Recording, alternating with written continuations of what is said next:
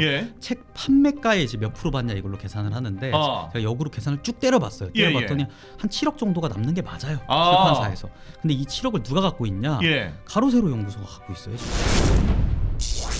요 얘기 좀 해봐야 될 것 같습니다. 박근혜 대통령 이거 사저. 네. 참 안타까운 소식이에요. 박근혜 대통령님이 그래도 국회에도 10년 만에 오셔가지고 장동혁 대표 단식 가시는데 그걸 또 이게 또 말씀을 하시고 결국 단식을 그만 중지시키고 병원으로 가셨던 큰 역할을 하신 분이신데 지금 사저가 가압류돼서 그런데 지금 뉴스들이 어제 김세희 대표한테 들어보니까 자기는 유영하 변호사나 박근혜 대통령이나 이런 분들한테 내용 증명을 다 보냈는데 답이 없었다. 그래서 지금 소송을 할 수밖에 없었다. 가압류를 할 수밖에 없었다. 이렇게 하는데 또 이게 또 다른 소식들이 또 들려오고 있습니다. 근데 이게 가압류 때릴 거리가 아닌 게요. 예. 제가 책 그 인세 부분이 지금 제일 관건이잖아요. 지금 인세가 지금 책이 보니까 13,500원이에요. 박근혜 전 대통령 회고록이 책이. 그 그리움은 아무에게나 생기지 않습니다. 네, 이거 회고록. 인데 이게 거의 한 20만 부 정도가 지금 팔렸다고 해요.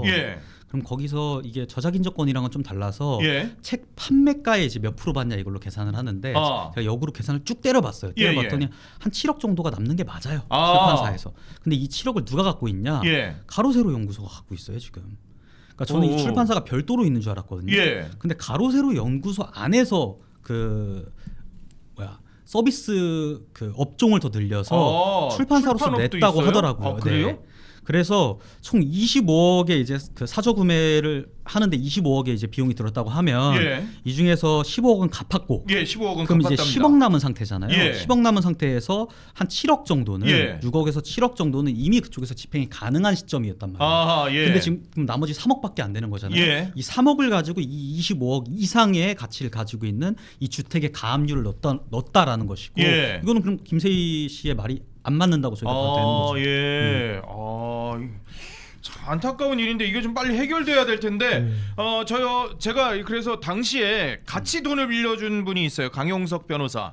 강용석 변호사도 원래 25억 가운데 3억 원을 빌려줬다가 받았대요. 강 변호사는. 그 15억대 바로 받았죠. 그렇죠. 바로 받았다 그러는데 근데 강 변호사가 김세희 대표하고는 더 이상 엮이고 싶지 않다면서 녹취는 틀지 말아달라고 하더라고요. 근데 분명히 구두 계약이 있었다는 거예요. 그러니까 이 출판과 관련해서 인세와 관련해서 주장하기로는 분명히 자기 그들이 그거를 그 박근혜 대통령한테 다 쓰는 걸로 다 구두 계약을 했다라고 주장을 하고 있더라고요. 강은석 변호사의 얘기 한번 들어보고 오도록 하겠습니다.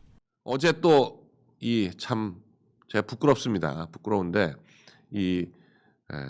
박근혜 대통령 사저를 가압류를 했다라고 하는데 이건 뭐 제가 당연히 이 사정 관계를 잘 알 수밖에 없죠. 그 당시에 저도 3억 원을 냈으니까. 근데 몇 달 있다가 돌려받았어요. 돌려받았는데 이 김세희가 또 그 3억 중에서 또 1억만 다시 꿔달라 그래가지고 그걸 꿔줬는데 그러니까 얘는 이런 식으로 돈 관계를 애매하게 막 들이볶는 거예요. 저 사실 10억을 못 갚은 게 아니라 저 10억은 어떻게 하기로 한 거냐면 그 책의 인세로 하기로 한 겁니다.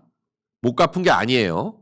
말이 그리움은 아무에게나 생기지 않습니다. 저 책을 출판하면서 출판권과 인세 그걸 다 해서 그걸 퉁친 겁니다. 근데 이제 와가지고 그 부분에 대한 명확한 계약서가 없으니까 그냥 자기가 보낸 돈과 받은 돈만 가지고 10억을 내놔라 지금 그러고 있는데 저 책과 관련해서 단 한 푼도 박근혜 대통령한테 드린 게 없어요. 지가 팔아가지고 다 먹었습니다. 그러니까 당연히 저 책을 거의 30만 권 가까이 팔았으니까 그 30만 권이면 저게 2만 원씩 따지면은 60억쯤 되는 거 아니에요? 그러니까 인세로만 따져도 10억은 당연히 되는 거지. 그러니까 그거랑 이거랑 퉁치기로 했는데 이제 계약서도 없고 그러고 자기가 돈 떨어지니까 돈 내놔라 돌라대고 하는 건데 이게 시끄럽게 해가지고 뜯어내려고 하는 거죠. 근데 그렇게 하실 필요가 없이 만일에 소송을 하시면 뭐 제가 증인을 쓰든지 해가지고 이건 그런 계약이 있었다라고 해서 끝을 낼 테니까 여러분들 하여간 그렇습니다. 네, 강 변호사가 저하고 통화할 때도 그러더라고요. 녹취는 쓰지 말아 주십시오. 그런데 다만 자기가 법정의 증인으로 언제든지 나갈 생각이 있고 그리고 그거를 증언할 생각이 있다라고 얘기를 명확하게 하긴 하더라고요. 그러니까 얘기를 들어보니까 이게 뭐 인세로 돈을 어느 정도 갚았으니까 남은 것만 하면 돼가 아니라 구두 계약이긴 했지만 그 비용으로 일종의 이 인세에 대한 권한을 구입한 거잖아요. 진짜 그렇게 계약을 구두 계약이죠. 했다는 얘기 아닙니까? 그러면 사실 돈을 안 갚은 게 아니죠. 거기에서 예를 들어 10억보다 이익이 부족했다 그러면 본인들이 예상했던 것보다 수익을 못 내서 손해를 본 거고 오히려 더 10억보다 더 팔았으면 본인들이 잘 계약을 해서 이익을 오히려 본 게 되는 거잖아요. 그러니까 이게 일단은 지금 김세희 측에서 주장하는 게 좀 안 맞고 그리고 두 번째로 이거는 그냥 아빠 뭐 법리적인 거나 계약적인 측면은 이재용 대변인 잘 얘기해 주셨으니까 당시에 이 가로세로 연구소라고 하는 방송에서 이런 책을 가지고 하는 거에서 이게 이 책의 내용이 어떤 뭐 흥미진진한 베스트셀러에서 뭐 그런 것도 있겠지만 결국 이 박근혜 대통령의 지지자분들이나 이분에게 뭔가 안타까움이나 애달픔을 가지고 계신 분들에게 일종의 마케팅을 한 거잖아요.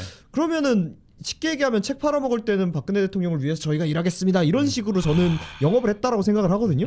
그래놓고 이제 와가지고 본인이 그 계산기 뜯어보니까 몇억 비내, 한 3억 비내, 뭐 몇천만 원 비내. 그러니까 내놓으십시오 하고 그 사시고 계신데 가압류를 거는 거는 그거는 참 경우가 물론 뭐 법적 계약이라는 게 이런 인간적인 그 경우 안 따져드는 경우는 합니다만 경우에 맞지 않다 이런 생각을 합니다.